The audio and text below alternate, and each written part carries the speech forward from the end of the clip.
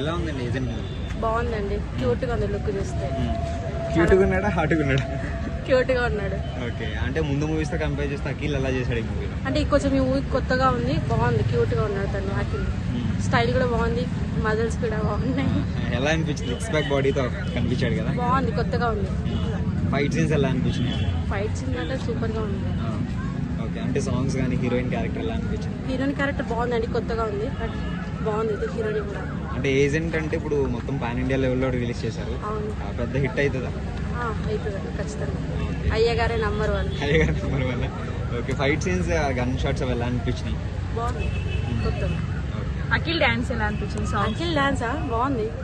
అంటే ట్రోల్స్ గట్టి వేసారు కదా, ట్రోల్స్ వేస్తుంటారండి, వాళ్ళు వేసే వాళ్ళకి నోరు ఉంటది కాబట్టి వాళ్ళు ఏదో ఒకటి వేస్తూనే ఉంటారు.